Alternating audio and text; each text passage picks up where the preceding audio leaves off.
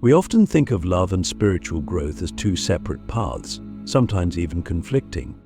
Love is filled with passion, desire, and attachment, while spiritual growth often encourages detachment, inner peace, and self-realization. But what if I told you that these two paths are not only compatible, but can even enhance one another?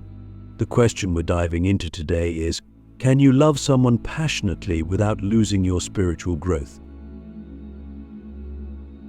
Think about it for a moment. Passion is intense, consuming, sometimes even all-encompassing. It draws you out of yourself, into the realm of another person. You want to be close to them, to share everything with them, to merge your lives in some way. And yet, spirituality often asks the opposite. It asks you to turn inward, to find peace within yourself, to not be dependent on anything external for your sense of fulfillment. So, how do we reconcile these seemingly opposing forces? Can we truly immerse ourselves in the beauty and intensity of love while still maintaining our inner sense of peace and self-awareness? Click subscribe to this channel to get more profound spiritual lessons.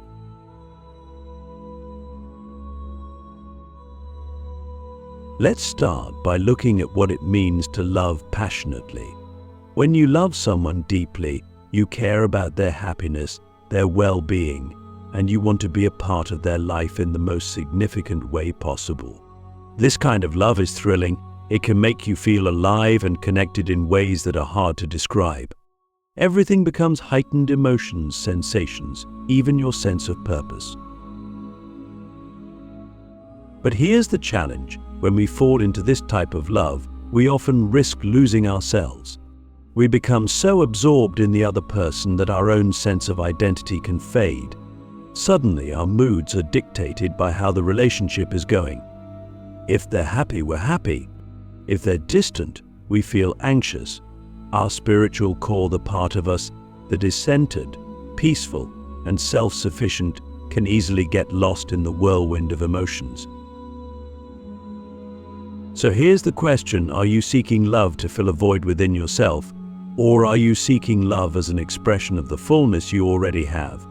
This is a crucial distinction. If you're trying to fill a void, then you will lose yourself.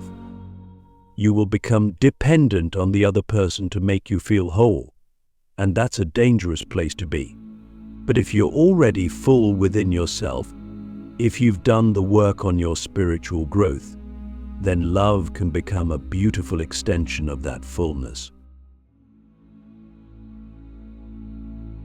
When you approach love from this place of inner wholeness, you're not seeking completion from the other person. You're not looking for them to fix your insecurities, to save you from loneliness, or to make you feel worthy. Instead, you're able to love them freely, without attachment, without fear. You can love them passionately, yes, but that passion is not rooted in neediness. It's rooted in a genuine desire to share your life, to grow together, to experience the beauty of connection without losing your sense of self. But how do we get to that place? How do we cultivate the kind of spiritual growth that allows us to love without losing ourselves? The first step is self-awareness. You have to know who you are, what you need, and what your boundaries are before you can enter into a healthy, passionate relationship. You have to be aware of your own triggers, your own fears, and your own insecurities. This is where the spiritual path comes in. Through practices like meditation, self-reflection, and mindfulness, you begin to understand yourself on a deeper level. You start to see where your ego is at play, where your fears are driving your actions, and where your desire for control or approval might be clouding your judgment. Let me ask you this: have you ever been in love and felt like you lost yourself? Maybe you gave too much, or maybe you became so focused on the other person's needs that you forgot about your own. This is common, but it's also a sign that your foundation wasn't strong enough to begin with. Your spiritual growth wasn't at a place where you could maintain your center while also loving someone deeply. But when you do the inner work, when you cultivate a sense of peace and wholeness within yourself, something amazing happens. You become less reactive in your relationships. You're not as easily thrown off course by the ups and downs. You're able to love deeply, but you're not attached to the outcome. You're not trying to control the other person or the relationship. You're simply present, open, and willing to grow together. Now that we've touched on self-awareness and the importance of inner wholeness, let's go a bit deeper into the balance between passion and detachment in a relationship. This is where things get really interesting because on the surface, passion and detachment seem like opposites. Passion is fiery, intense, and often consuming, while detachment is calm, peaceful, and centered. But what if I told you that these two qualities can actually complement each other? Passion is what makes love exciting. It's the spark, the chemistry, the desire to be close to someone.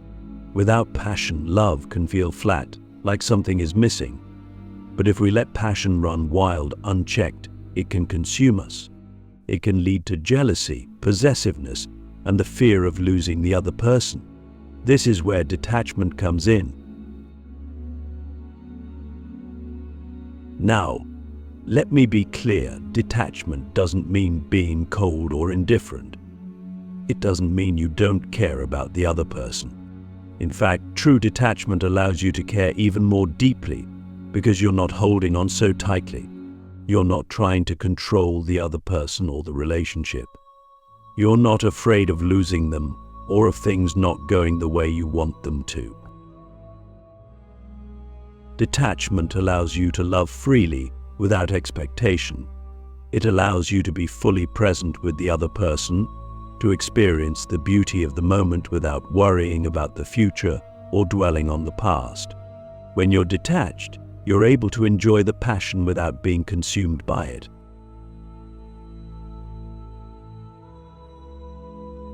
I think about it like this. Are you holding on to the other person out of fear, or are you letting them be who they are, trusting that the love between you is strong enough to withstand whatever life throws your way? If you're holding on too tightly, you're not really loving them. You're trying to possess them. And when you try to possess someone, you lose the very essence of what love is. True love requires a certain level of freedom. It requires trust in the other person, trust in the relationship, and most importantly, trust in yourself. When you trust yourself, when you've done the inner work and cultivated your own sense of spiritual growth, you don't need to hold on so tightly. You're not afraid of losing the other person because you know that, no matter what happens, you will be okay. You will still have your own sense of peace, your own sense of self. But how do we cultivate this kind of detachment while still maintaining the passion in a relationship? The key is mindfulness. You have to be aware of when your ego is getting in the way. You have to be aware of when fear is creeping in, when you're trying to control the situation or the other person. And when you notice these things, you have to be willing to let them go. This doesn't mean suppressing your emotions or pretending that everything is fine when it's not. It means acknowledging your emotions, feeling them fully, and then letting them pass. It means being present with your partner, fully engaged in the moment, without getting caught up in thoughts about what the future holds. So let me ask you, are you able to love without attachment? Or do you find yourself clinging to the other person, afraid of what might happen if you let go just a little bit? This is something to reflect on, because the answer will tell you a lot about where you are on your spiritual path and how you approach love.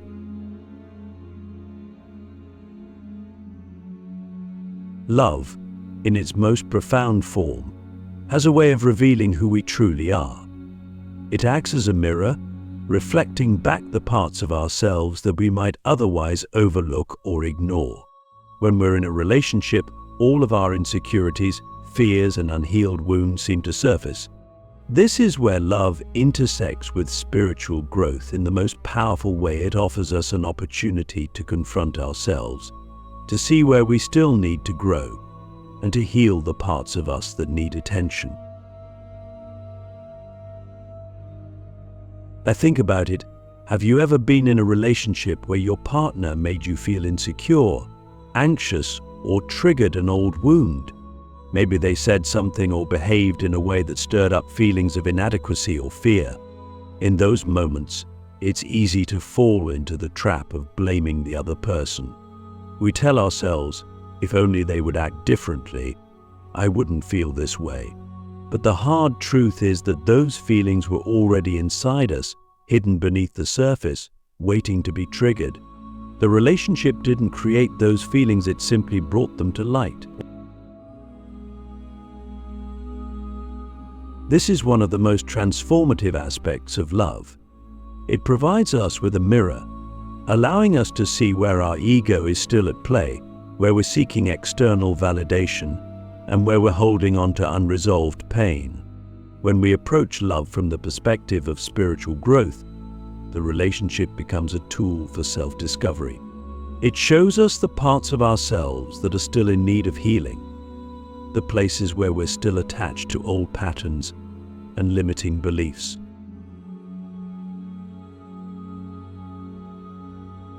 But here's the challenge: we have to be willing to look in the mirror. We have to be brave enough to face the parts of ourselves that we've been avoiding. It's much easier to project our insecurities and fears onto our partner, to blame them for our discomfort, than to take responsibility for our own emotional landscape. But if we want to use love as a path to spiritual growth, we have to be willing to do the inner work. Let me ask you, when was the last time you felt triggered in your relationship? Did you take a moment to reflect on why that trigger came up, or did you immediately react, blaming your partner for how you felt? This is an important question because how we handle these moments of discomfort will determine whether our relationship becomes a source of growth or a source of pain. In every relationship, there will be moments where our partner pushes our buttons, where they unintentionally bring up old wounds or stir up insecurities. These moments are inevitable because relationships are intimate. They put us in close proximity to our deepest vulnerabilities. But instead of seeing these moments as problems, we can choose to see them as opportunities. Instead of reacting with anger or defensiveness, we can take a step back and ask ourselves, what is this situation trying to teach me? Why am I feeling this way? And what can I learn from it? This doesn't mean that we should tolerate harmful behavior or ignore our boundaries. It's important to recognize when we need to stand up for ourselves or communicate our needs. But it does mean that we take responsibility for our own emotions. We recognize that our partner is not responsible for our inner state. They are simply reflecting back to us the parts of ourselves that need attention. This is where the concept of conscious relationships comes in.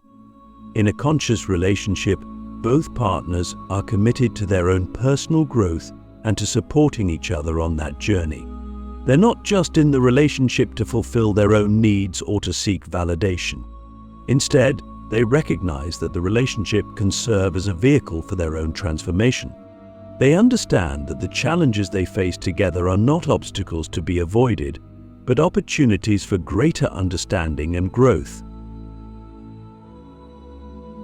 But conscious relationships require a great deal of work. They require honesty, vulnerability, and a willingness to look at the parts of ourselves that we might prefer to keep hidden. It's not easy to admit that we're still carrying old wounds or that we're looking to our partner to make us feel whole. But when both partners are willing to do this work, the relationship becomes a beautiful dance of love and self-discovery. Let me ask you again, are you using your relationship as a mirror for your own growth? Or are you avoiding the deeper work that love is asking of you? This question is important because how you answer it will determine the trajectory of your relationship.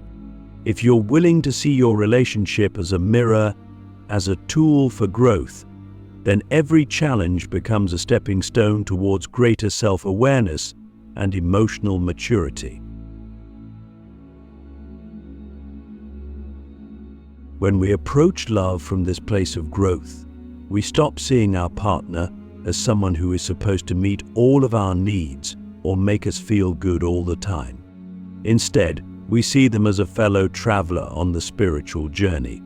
We recognize that both of us are flawed, both of us have wounds, and both of us are doing the best we can to grow and evolve. This shift in perspective allows for more compassion, more understanding, and more patience. We're not expecting our partner to be perfect, and we're not expecting ourselves to be perfect either. Instead, we're simply committed to growing together, to supporting each other's evolution, and to learning from the inevitable challenges that arise. This is the beauty of a conscious relationship. It transforms love into a spiritual practice.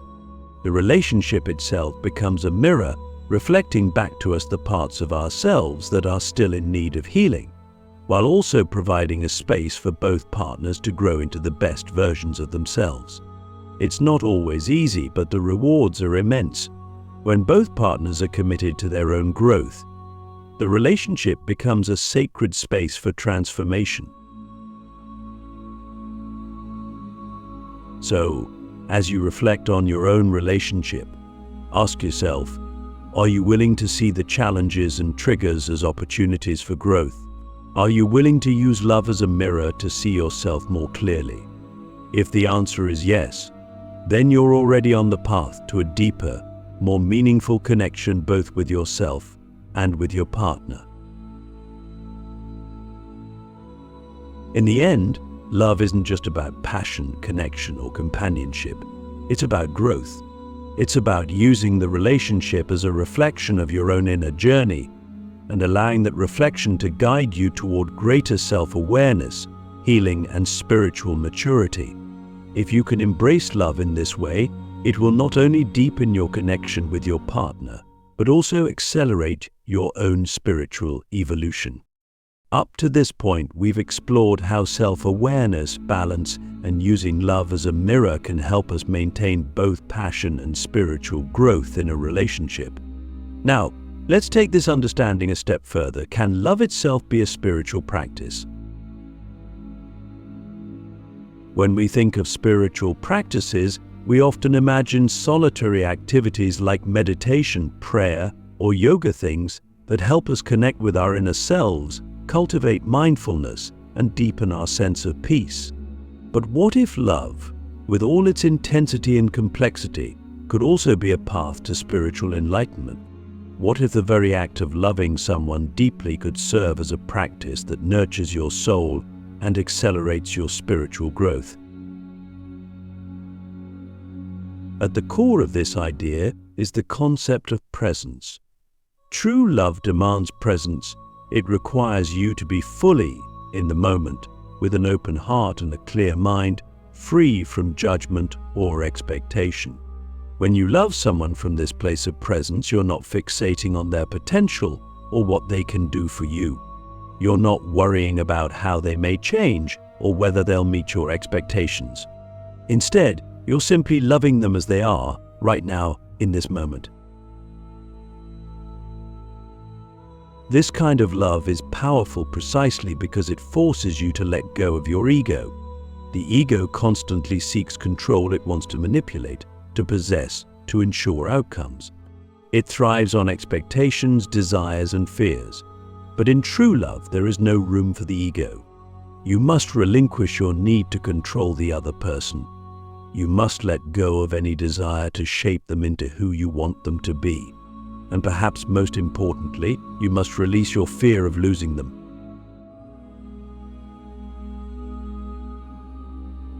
In many ways, love becomes a spiritual practice because it asks you to surrender. It asks you to trust in something greater than yourself, whether that's the natural flow of the relationship, the universe, or the divine. You're not just surrendering to the other person, you're surrendering to the process of love itself, to the journey it takes you on, with all its highs and lows. Let me ask you this. Are you willing to love someone without trying to control them, without trying to change them, and without needing them to fulfill your expectations? This is a tough question, but it lies at the heart of spiritual love. Much of the suffering we experience in relationships comes from our desire to control. We want things to go our way, for the relationship to unfold according to our timeline, for the other person to meet our needs exactly as we envision. But when we approach love as a spiritual practice, we understand that control is an illusion. True love doesn't operate on the basis of control, it operates on the basis of freedom and trust. When you approach love as a spiritual practice, the relationship itself becomes a sacred space for growth. Every moment, whether it's filled with joy or difficulty, becomes an opportunity to deepen your connection with both your partner and your own inner self. Every challenge that arises becomes a chance to grow. Every argument becomes a lesson in compassion and patience. Every act of kindness, whether it's a simple gesture or a profound expression of care, becomes an offering, almost like a form of devotion. In this way, love isn't just something you feel or experience, it becomes something you actively practice. But here's the thing, this kind of love requires constant awareness, mindfulness, and a deep commitment to both your own spiritual growth and the growth of your partner. It's not something that just happens overnight. It requires conscious effort. You have to be willing to let go of your ego again and again, to be vulnerable when it's uncomfortable, and to trust in the process of love even when things are difficult or uncertain. There's a beautiful paradox in this type of love. On one hand, it's incredibly freeing because you're not trying to control the other person or the outcome of the relationship. You're allowing both yourself and your partner the space to grow and evolve naturally. On the other hand, it's deeply challenging because it requires you to constantly check in with yourself, to notice when your ego is creeping in, and to let go of your attachments. This is why love as a spiritual practice is not for the faint-hearted. It demands courage, self-awareness, and a willingness to grow every single day.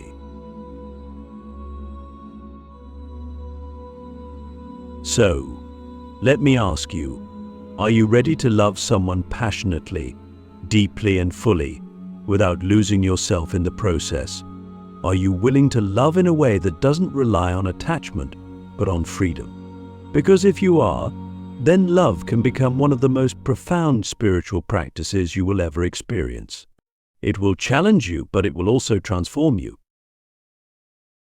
In the end, the answer to our original question, can you love someone passionately without losing your spiritual growth, is yes, but it requires effort and consciousness. It demands that you approach love not as something that happens to you, but as something you actively participate in, something that you practice with intention, care, and presence. When you love from this place of spiritual awareness, love no longer feels like a distraction from your growth. Instead, it becomes a catalyst for it. Your relationship becomes a sacred space where both you and your partner can grow into the best versions of yourselves. It becomes a journey of mutual discovery where passion and spiritual growth aren't opposing forces, but complementary aspects of the same beautiful, transformative experience.